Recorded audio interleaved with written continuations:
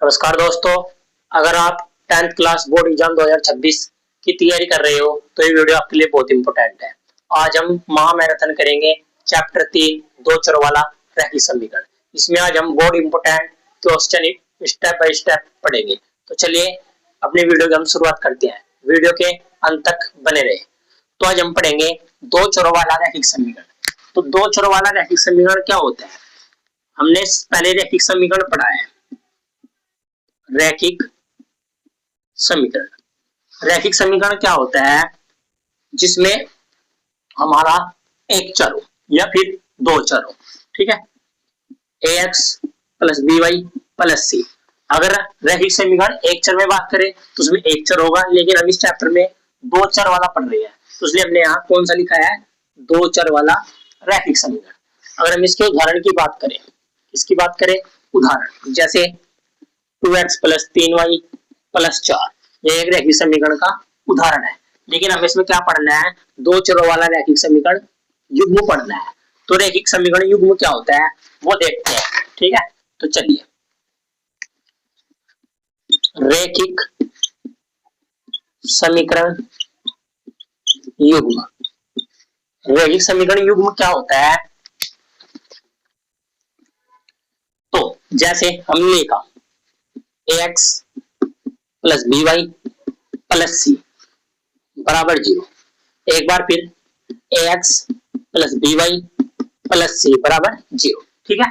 अब देखिए, अगर हम यहाँ से एक, ये भी एक, ये भी एक, ठीक है, तो अगर यह एक है, ये क्या होगा हमारा? दो। यह एक है तो ये क्या होगा हमारा? दो। एक है, ये क्या होगा हमारा? दो। तो यह होता है हमारा रैखिक समीकरण युग्म का व्यापक रूप। ये बहुत ही इंपॉर्टेंट है, आपको व्यापक रूप पता होना चाहिए दो चरों वाला रैखिक समीकरण का, ठीक है। तो उसमें हमारे दो चर है, एक x है एक y है।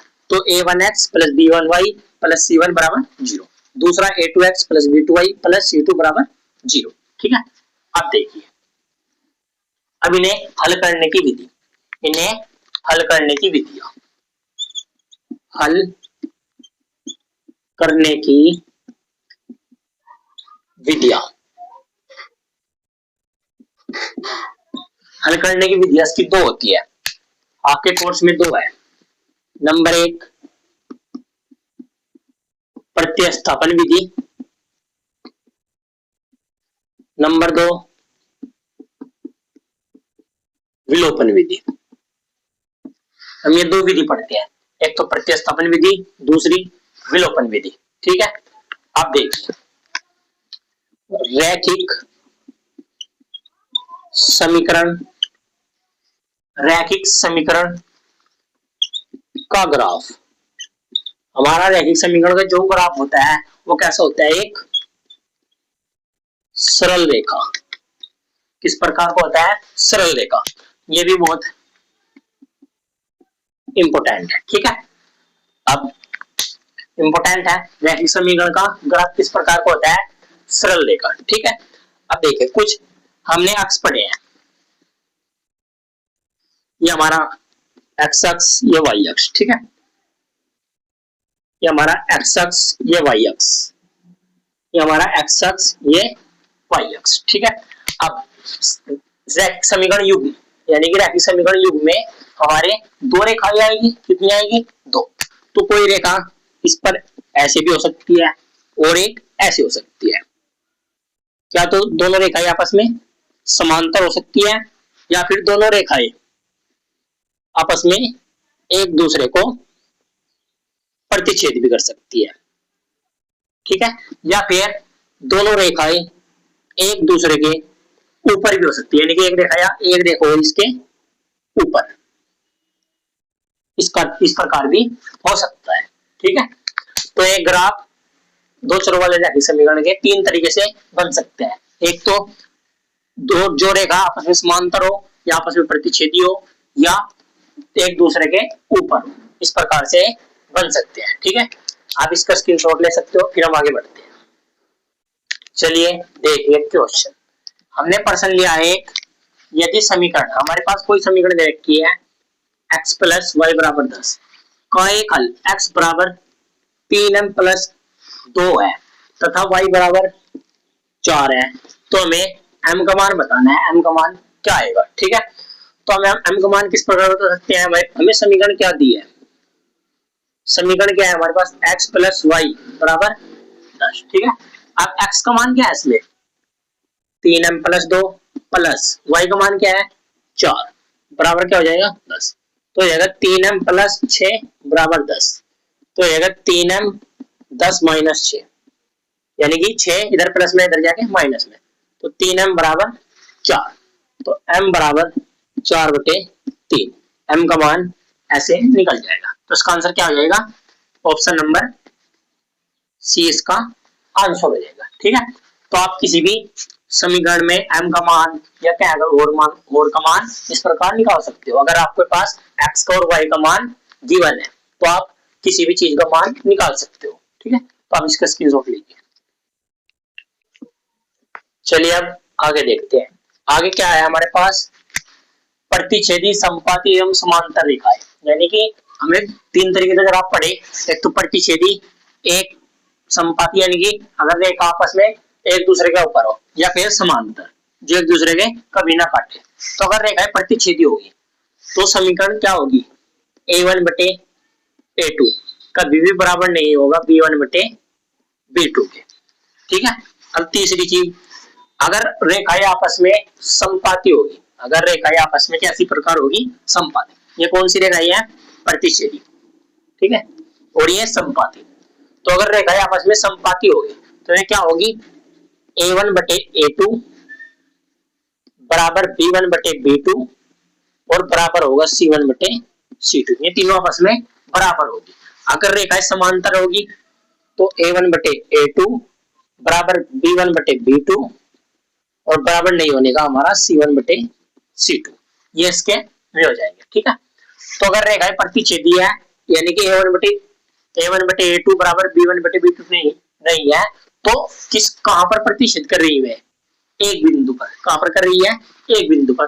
अगर वे एक बिंदु पर प्रतिच्छेद करे तो उनका हल, जो उनका हल होता है वो किस प्रकार होता है, अद्वितीय हल। यानी कि अद्वितीय का मतलब है केवल एक हल। ठीक है, अगर रेखाएं a1/a2 बराबर b1/b2 बराबर c1/c2 है, यानी कि रेखा समपाती है, तो उनका जो हल होगा वो किस प्रकार का होगा, अनेक हल। उनके हमारे अनेक हल होंगे। ठीक है, इस प्रकार के अनेक हल। अगर रेखाएं आपस में समांतर है, अगर रेखाएं आपस में क्या है, समांतर, तो उनका कोई हल नहीं होगा। क्या नहीं होगा, कोई हल नहीं, कोई हल नहीं होगा। ठीक है, अब अगले देखिए, अगर रेखाओं के हल है, अगर रेखाओं के कोई भी हल है तो उन्हें बोलते हैं हम संगत हल। क्या बोलते हैं, संगत हल। तो उसके भी हल है, ये भी संगत हो जाएगा, और इसके भी हल है, ये भी क्या हो जाएगा हमारा संगत हल। ठीक है, अब इसका कोई हल नहीं है, इसका कोई हल नहीं है, तो ये क्या हो जाएगा, असंगत हल। क्या हो जाएगा, असंगत हल। ठीक है, अगर हम इसका उदाहरण देखें, क्या देखें, इसका उदाहरण जैसे हमारे पास है 3x माइनस 2y माइनस 6 बराबर 0। ठीक है, और दूसरा क्या हमारे पास 4x माइनस 3y माइनस 4 बराबर 0। हमारे पास कोई दो समीकरण है, हम यहाँ से a1/a2 निकाले। a1 का मान क्या है 3 और a2 का मान क्या है 4, तो 3/4 बराबर नहीं है -2/-3। ठीक है, माइनस से यहाँ माइनस कैंसिल हो जाएगा, तो 3/4 बराबर नहीं है 2/3 के। तो अगर बराबर नहीं है तो ये किस प्रकार का है, किस प्रकार की रेखा है, सबसे पहली बात तो प्रतिच्छेदी रेखा है। इस प्रकार की प्रतिच्छेदी रेखाएं, और इनका हल कैसा है, अद्वितीय हल होगा। ठीक है, अगर हमने उदाहरण ले 3x माइनस 2y माइनस 6 बराबर 0 और 4x माइनस 3y माइनस 4 बराबर 0, तो इधर अगर इन समीकरणों को देखें तो ये किस प्रकार की समीकरण होगी, प्रतिच्छेदी रेखाएं। यानी कि इनकी रेखाएं कैसी होगी, प्रतिच्छेदी ग्राफ पर, और इनका कैसा हल होगा, इन दोनों समीकरणों का किस प्रकार का हल होगा, केवल एक हल निकलेगा। किस प्रकार का, केवल एक हल। अगर हम अगले को उदाहरण देखें,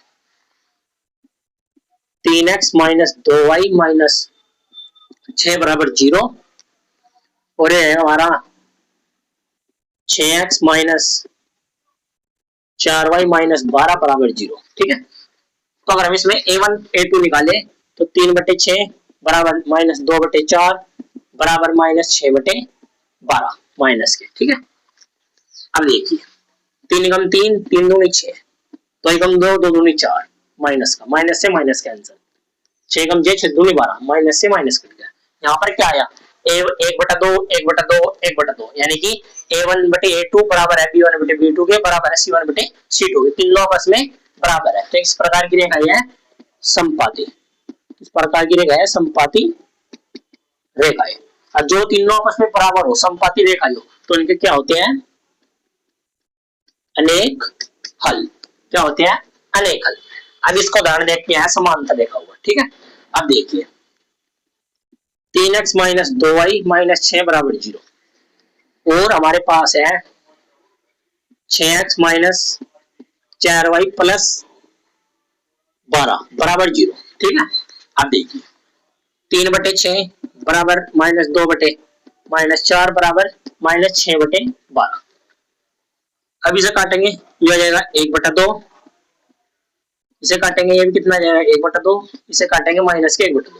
यहाँ पर क्या हो रहा है, 1/2 1/2 माइनस 1/2, ये बराबर नहीं है, यानी कि a1/a2 b1/b2 तो बराबर है, लेकिन c1/c2 बराबर नहीं है। तो इस प्रकार की रेखा है समांतर रेखा। अगर रेखाएं समांतर होगी तो उनके हल कितने होंगे, अनंत नहीं। ये आपको बात ध्यान रखनी है, उसका कोई भी हल नहीं होगा, तो उसका कोई हल नहीं, इसका कोई हल नहीं होगा। तो आपको यह सारणी बिल्कुल रट के जानी है बोर्ड पेपर में, तो आप इसका स्क्रीनशॉट ले सकते हो। चलिए जो हमने अब सारणी पढ़ी उस पर एक क्वेश्चन देख लेते हैं। ये क्वेश्चन बहुत ही इंपोर्टेंट है, बिल्कुल इंपोर्टेंट है क्वेश्चन। ठीक है, इस तरह क्वेश्चन जरूर आ सकता है। तो समीकरण 2x plus ay plus 2x plus ay बराबर 1 तथा समीकरण दे रखे हमारे पास, तथा 3x माइनस 5y बराबर 7 का कोई भी हल नहीं है, का कोई भी हल नहीं है, तो a का मान क्या होगा। अगर इन दोनों समीकरणों का कोई भी हल नहीं है तो उसमें a का मान हमें बताना है क्या होगा।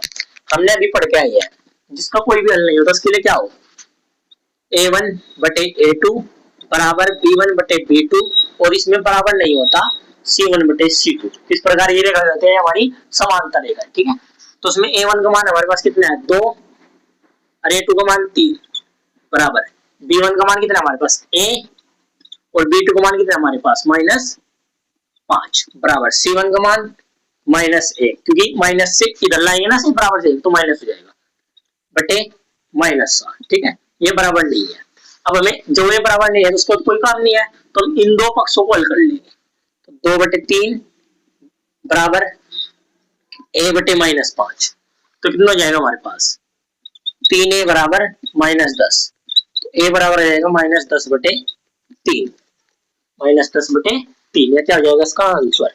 तो इसमें कौन सा ऑप्शन सही है, ऑप्शन नंबर सी इसका करेक्ट आंसर है। ठीक है, तो आप इसका स्क्रीनशॉट ले सकते हो। चलिए अगला प्रश्न देखते हैं जो बोर्ड के लिए बहुत इंपोर्टेंट है।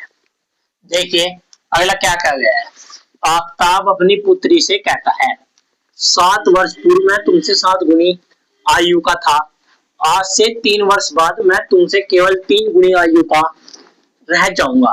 तो आफ्ताब व पुत्री की आयु हमें ज्ञात करनी है।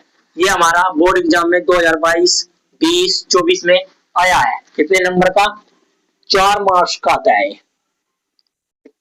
ठीक है, यानी कि 4 नंबर का ये बोर्ड एग्जाम में आता है। तो देखिए सबसे पहले हम क्या करेंगे, माना, मान लेंगे, माना आफ्ताब की आयु कितनी है, x वर्ष। ठीक है, तथा पुत्री की आयु कितनी है, y वर्ष। कितनी है, y वर्ष। अब देखिए हमने मान लिया, अब उसके तुरंत बाद इन्होंने क्या कहा है 7 वर्ष पूर्व। कितना, 7 वर्ष पूर्व। अगर पहले की बात करेगा तो दोनों की आयु में से हम इतने घटा देंगे, अगर बाद की बात करेगा तो दोनों की आयु में इतने हम जोड़ देंगे साल। तो देखिए 7 वर्ष पूर्व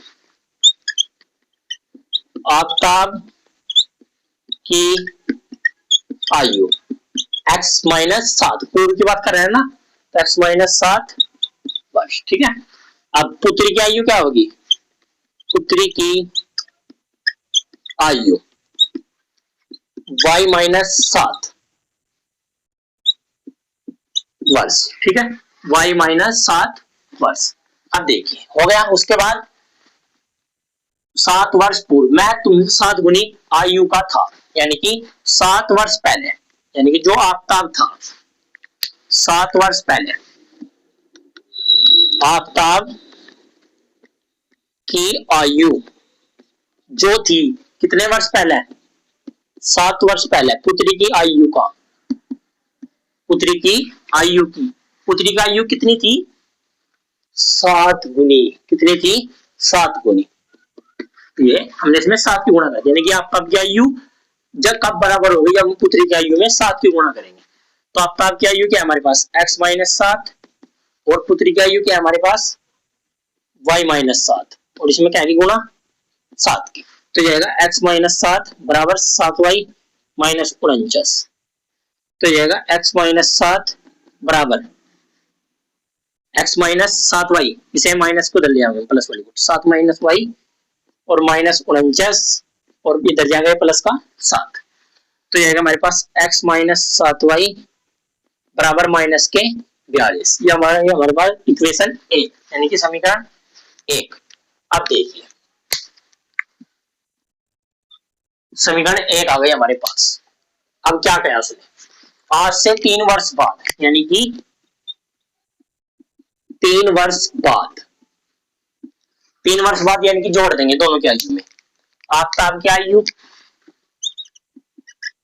आफताब की आयु x प्लस 3 वर्ष। ठीक है,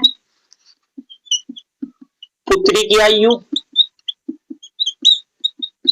y प्लस 3 वर्ष, y प्लस 3 वर्ष। अब देख क्या कहा, 3 वर्ष बाद मैं तुमसे केवल 3 गुनी आयु का रह जाऊंगा, यानी कि आफताब की आयु, आफताब की आयु, पुत्री की आयु कितनी हो जाएगी 3 गुनी, 3 गुणा पुत्री की आयु, 3 गुणा पुत्री की आयु। ठीक है, तो आफताब की आयु यहाँ पर क्या है x प्लस 3 बराबर 3 गुणा y प्लस 3।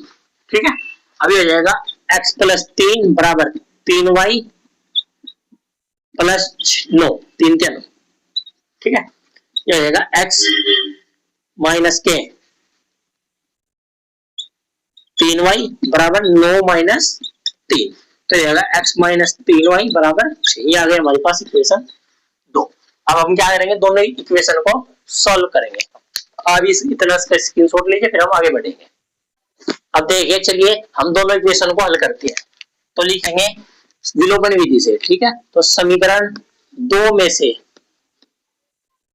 समीकरण 1 को घटा लेंगे हम, तो घटाने पर 2 क्या हमारे पास x माइनस 3y बराबर 6, हमारे पास 2 है। एक क्या थी x माइनस 7y बराबर माइनस के 42। ठीक है, ये समीकरण 1 के हमारे पास। जो कर रहे हैं उसे यहाँ पर लिख देते हैं घटाने पर, ये माइनस ये प्लस और ये भी प्लस, और ये आपस में कट जाएगा। यहाँ पर बचेगा हमारे पास 4y बराबर 48 हो जाएगा। ये रहेगा y बराबर 48 बटे 4, यानी कि y का मान आ जाएगा हमारे पास 12। कितना जाएगा 12। ठीक है, अब ये y का मान हम समीकरण 2 में रख देंगे, कोई सी में रख सकते हो आप।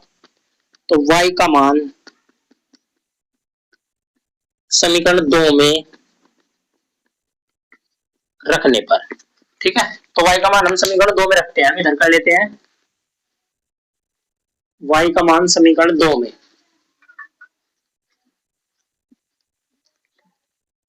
तो हमारे पास समीकरण 2 क्या है, x माइनस 3 गुणा y यहाँ क्या आएगा 12 बराबर 6। तो x माइनस 12 36 बराबर 6, तो जाएगा x बराबर 6 + 36, तो x बराबर हो जाएगा 38।